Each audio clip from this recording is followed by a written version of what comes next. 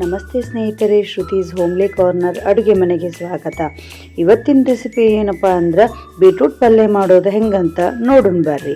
ಈ ಬೀಟ್ರೂಟ್ ಪಲ್ಯ ಮಾಡೋಕೆ ನಾನು 4 ಬೀಟ್ರೂಟನ್ನು ಮ್ಯಾಗಿನ ಸೊಟ್ಟಿ ತೆಗೆದು ತೊಳೆದು ಇಟ್ಕೊಂಡೀನಿ ನೋಡ್ರಿ. ನಿಮ್ಗೆ ಎಷ್ಟು ಬೇಕು ಅಷ್ಟು ನೋಡಿಕೊಂಡು ನೀವು ಬೀಟ್ರೂಟನ್ನು ತೊಗೊಳ್ರಿ.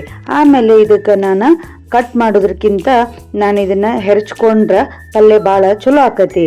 ಹಾಗಾಗಿ ನಾನೇನು ಮಾಡ್ತೀನಿ ಅಂದ್ರೆ ಇದನ್ನು ಹೆರ್ಚ್ಕೊಳಕತ್ತೀನಿ ರೀ.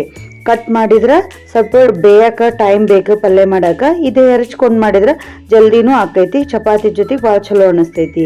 ಈ ರೀತಿ ನಾನು ಬೀಟ್ರೂಟನ್ನು ಎಲ್ಲನೂ ತುರಿದಿಟ್ಕೊಂಡೀನಿ ರೀ. ಆಮೇಲೆ ನಾನು ಈ ಪಲ್ಯ ಮಾಡೋಕೆ ಒಂದು ಪ್ಯಾನ್ ಒಳಗೆ 3 ಸ್ಪೂನ್ ಆಗುವಷ್ಟು ಎಣ್ಣೆನ ಹಾಕ್ಕೊಂಡೀನಿ ರೀ. ಎಣ್ಣೆ ಸ್ವಲ್ಪ ಚಂದ ಕಾದಿಂದ ಜೀರಿಗೆ, ಸಾಸಿವೆ, ಕರಿಬೇವು ಎಲ್ಲ ಹಾಕ್ಕೊಂಡು ಅದು ಸ್ವಲ್ಪ ಚಟ್ಪಟ್ ಅಂದ್ಮ್ಯಾಗ ನಾನು ಒಂದು ಕಟ್ ಮಾಡಿದ್ದ ಈರುಳ್ಳಿನ ಹಾಕ್ಕೊಂಡು ಚಂದಾಗ ಫ್ರೈ ಮಾಡ್ಕೊತೀನಿ ರೀ. ಆಮೇಲೆ ಅದಕ್ಕೆ ಒಂದು ಕಟ್ ಮಾಡಿದ್ದು ಟಮಾಟಿನೂ ಹಾಕ್ಕೊಂಡು ಮಿಕ್ಸ್ ಮಾಡಿಂದ ನಾವು ಅದಕ್ಕೆ ರುಚಿಗೆ ತಕ್ಕಷ್ಟು ಉಪ್ಪು, ಅರಿಶಿನ ಪುಡಿ, ಖಾರ ನಿಮ್ಗೆ ಎಷ್ಟು ಬೇಕು ನೋಡಿಕೊಂಡು ನೀವು ಹಾಕ್ಕೊಡ್ರಿ. ಹಾಕ್ಕೊಂಡು ಅದನ್ನೆಲ್ಲನೂ ಒಂದ್ಸಲ ಮಿಕ್ಸ್ ಮಾಡಿರಿ.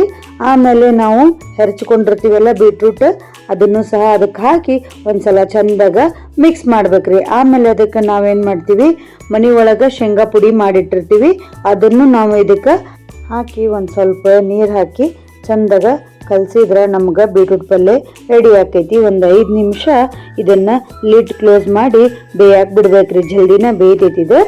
ಆಮೇಲೆ ಈ ರೀತಿ ಕುದಿಯಾಕತ್ತೈತಲ್ಲ, ಹಿಂಗೆ ಕುದಿಯುವಾಗ ನಾವೇನು ಮಾಡ್ಬೇಕು, ತುರ್ಕೊಂಡಿರ್ತೀವ ಕೊಬ್ಬರಿಯನ್ನು, ಹಸಿ ಕೊಬ್ಬರಿಯನ್ನು ಇದನ್ನ ಮ್ಯಾಗ ಹಾಕಿ ಮ್ಯಾಗ ಒಂಚೂರು ಕೊತ್ತಂಬರಿ ಉದುರಿಸಿದ್ರೆ ನಮಗೆ ಬೀಟ್ರೂಟ್ ಪಲ್ಯ ಚಪಾತಿ ಜೊತೆಗೆ ತಿನ್ನಕ್ಕೆ ಭಾಳ ರುಚಿ ಆಕೈತಿ. ನೀವು ಒಂದ್ಸಲ ಮಾಡಿರಿ, ಹೆಂಗಾಗೈತಿ ಅಂತ ಕಮೆಂಟ್ ಮೂಲಕ ತಿಳಿಸ್ರಿ. Thank you.